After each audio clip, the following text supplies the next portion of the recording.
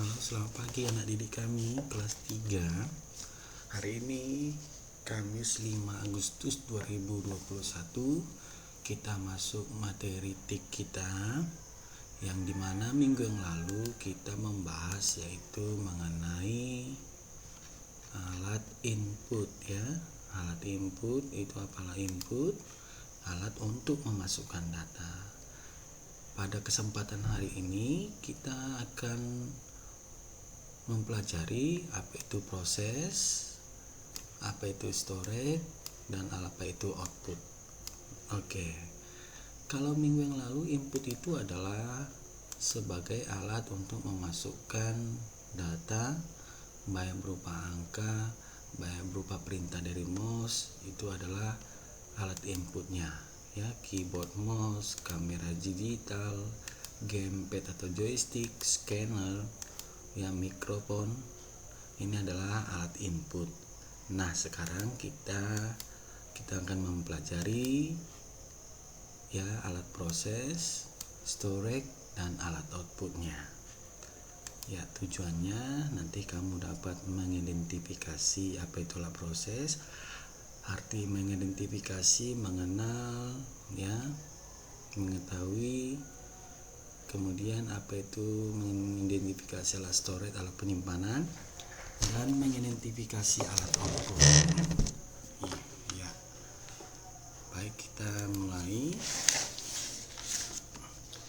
Yang pertama, sebelum kita mulai, kita serahkan semua kegiatan dan rencana kita kepada Tuhan. Kita berdoa. Demi nama Bapa dan Putra dan Roh Kudus, amin. Allah Bapa di surga, kami berterima kasih atas waktu yang boleh kami terima ini. Terlebih kami bersyukur atas kesempatan belajar yang Kau berikan. Kami mohon kepadamu ya Tuhan, supaya Engkau menerangi akal budi kami agar dapat menerima pelajaran dengan baik. Berilah kami kekuatan agar dapat memahami pelajaran yang akan kami pelajari ini. Berilah pula kami semangat belajar yang tinggi supaya kami dapat belajar dengan rajin, tekun, dan teratur. Bantu kami selama proses belajar ini supaya dapat memusatkan perhatian kami hanya pada pelajaran, sehingga tidak mudah tersesat oleh godaan yang dapat melemahkan semangat belajar kami. Ya Tuhan, bantulah kami, dampingilah kami dalam belajar ini. Amin. Demi nama Bapa dan Putra dan Roh Kudus. Amin. Kita lanjut ya.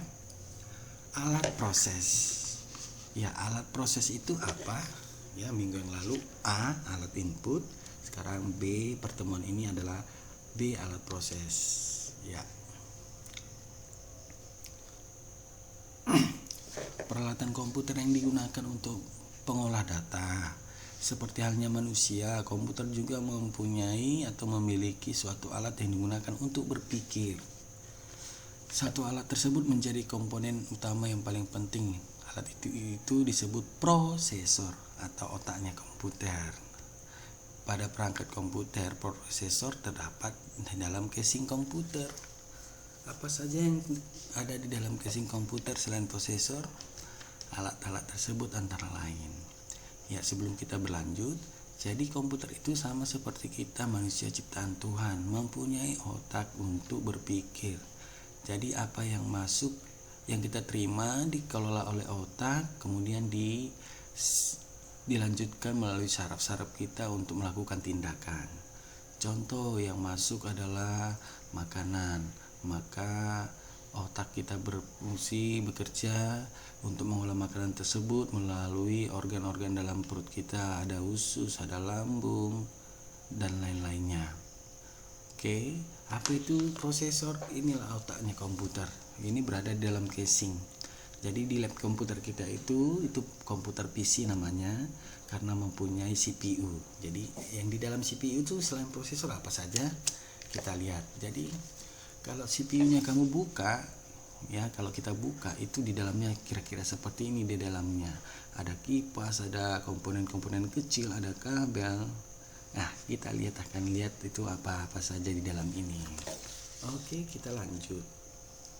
Yang satu, motherboard atau mainboard atau papan induk, tempat meletakkan komponen di dalam casing. Inilah komponen-komponennya itu ya. Jadi komponen-komponen di dalam casing itu masih besar-besar sehingga dia ditempatkan di dalam casing. Kalau kita buka itu laptop, komponennya sudah semakin kecil, halus sekali semua, sehingga bisa dia bentuknya tipis, ringan ya. Beda dengan ini motherboard yang ada di dalam casing ya. Komponennya masih besar sehingga dia perlu tempat yang luas atau yang bisa menampung ini. Oke. Kemudian memori atau RAM untuk menyimpan data sementara. Nah, kalau kau punya Android itu ada RAM-nya berapa? Ada RAM 4, ada RAM 8. Semakin tinggi RAM-nya sehingga aplikasi atau program-program yang dimasukkan ke dalam Android kamu semakin cepat yang menampilkannya, tidak berputar-putar lelet ya. Oke, jadi di dalam komputer juga ada namanya memori RAM, bentuknya seperti ini. Jadi semakin tinggi memorinya atau RAM-nya, semakin cepat dia menampilkan datanya. Oke, kemudian CD-ROM drive. Ini CD-ROM drive-nya, alatnya untuk memutar CD atau membaca CD. Oke, kemudian ada laptop itu juga CD-ROM drive-nya. Tetapi kalau laptop sekarang yang tipis itu tidak ada lagi ya. Dia harus membeli alat eksternalnya di luar seperti ini. Oke, supaya bisa memutar CD. Oke, sekarang ini sudah jarang itu mutar CD ya. Semua sudah praktis menggunakan flash disk, semua datanya dimasukkan. Oke. CD-ROM drive-nya dimasukkan ke pinggan CD, lalu dibaca oleh komputernya. Ini dia CD-ROM drive-nya. Oke, kemudian floppy disk drive. Ini juga merupakan alat proses. Di dalam floppy disk drive ini ada pita, lalu datanya dimasukkan. Ini dia alatnya untuk membaca disket kita atau floppy disk drive namanya. Ini sudah jarang dijumpai, tidak pernah lagi kita lihat karena ini gampang sekali rusak. Kemudian untuk menyimpan datanya juga kecil kapasitasnya. Oke, power supply. Supaya komputer kita menyala hidup tentu harus ada listrik yang masuk ke dalam komputer. Tetapi listrik itu tidak langsung dari PLN langsung disambungkan ke komputer, harus melalui ini dulu, diproses, diperkecil dayanya listriknya. Oke, diolah dulu, kemudian disalurkan melalui kabel-kabelnya ini. Sama seperti laptop itu ada chargernya. Di charger laptop itu ada kotak seperti kotak dia, disitulah komponennya untuk mengubah arus listrik yang tegangan tinggi menjadi tegangan rendah. Kalau langsung bisa rusak itu komputer kamu ya, bisa terbakar, bisa meledak itu. Oke, kemudian USB drive. Ini dia USB drive-nya yang lubang-lubang segi 4 ini ya. Di laptop juga ada ini. Inilah namanya USB drive. Sedangkan ini flash disk-nya. Kalau kita colokkan ke dalam, maka dia untuk membaca flash disk. Atau kita colokkan itu mouse yang berbentuk USB drive-nya, dia dapat membaca. Atau keyboardnya mempunyai kabel USB drive, kita colokkan ke dalam. Oke. Kemudian apa itu alat storage? Penyimpan data. Tentu di dalam komputer itu ada untuk menyimpan, tugasnya menyimpan. Jadi suatu waktu kita buka, dia bisa tampilkan kembali. Yuk, apa saja itu storage?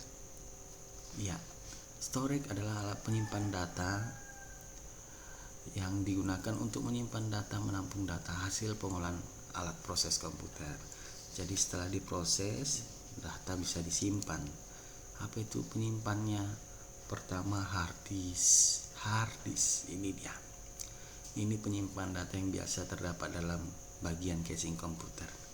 Ini dia hard disknya. Cara kerjanya kira-kira seperti ini, bentuk piringan, lempengan piringan, lalu ada pembacanya, optiknya, dia baca.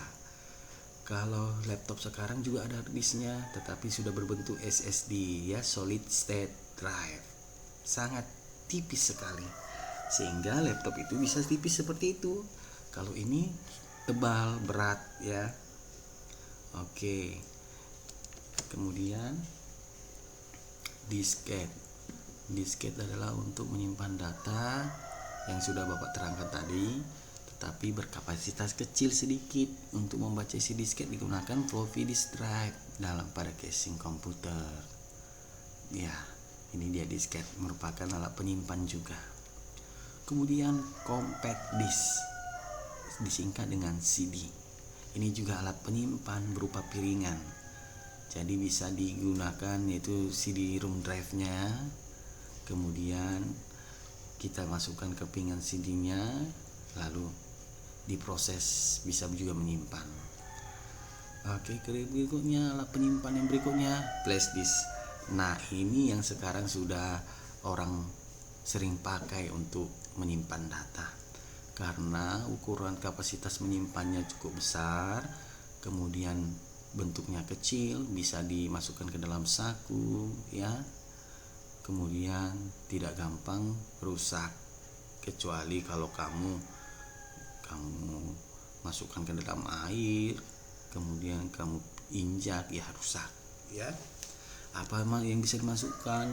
Berupa file-file Word, Excel, PowerPoint, berupa musik, gambar ya, atau yang lain-lainnya, atau berupa YouTube yang telah kau konversi, dia dapat menampungnya. Flash disk. Ya, sekarang kita masuk alat output. Alat output, apa itu alat output? Untuk melihat dan melihat hasil data yang sudah diolah oleh komputer. Misalnya hasil ketikan, dibutuhkan alat output berupa monitor. Untuk melihat hasil data berupa suara, dibutuhkan adanya speaker dan lain-lainnya. Apa sih contoh dari pelatihan output? Antara lain, satu, monitor.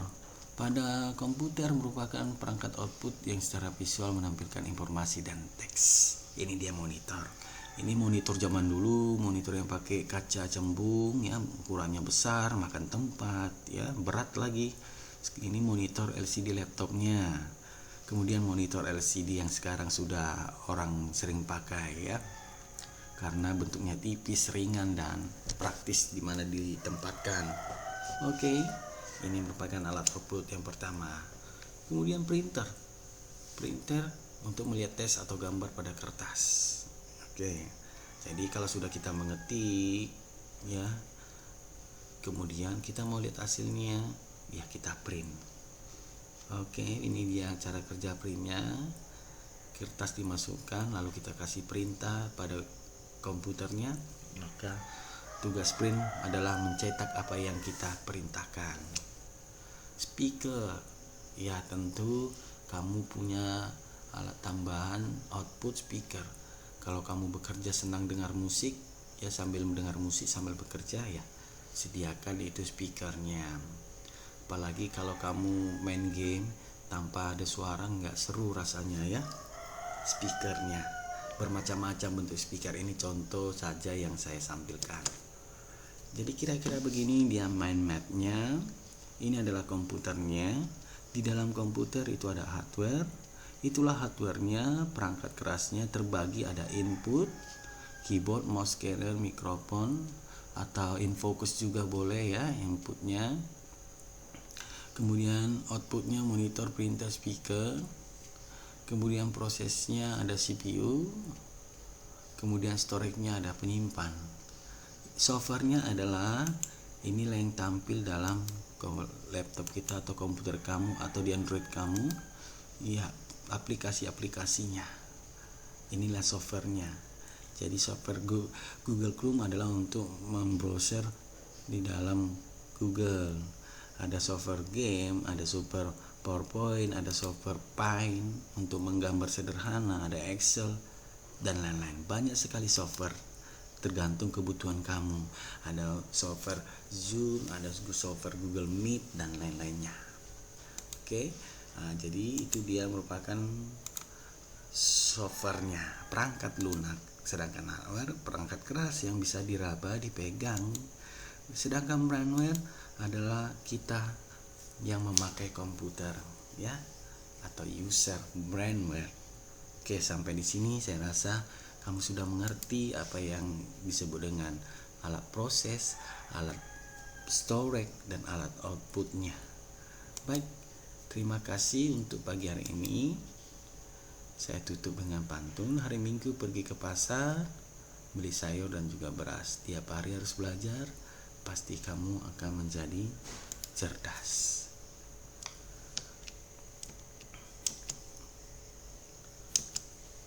Pergi memancing saat fajar, pulang siang membawa ikan. Siapa yang rajin belajar jadi orang sukses kemudian. Ya, selalu ikuti protokol kesehatan lah. Tetap pakai masker. Tetap selalu rajin mencuci tangan pada air mengalir dan selalu jaga jarak. Baik, sampai di sini pada hari ini materi yang saya sajikan. Materi ini tidak perlu kamu catat karena saya akan posting ke GCR, dan setelah ini kamu baca dan kamu tonton video penjelasannya, ada tugas yang saya sampaikan. Terima kasih, sampai jumpa pada minggu depan. Minggu depan kita sudah ulangan harian yang pertama, ya. Jadi pelajari materi yang sudah saya sampaikan. Akhir kata saya ucapkan terima kasih.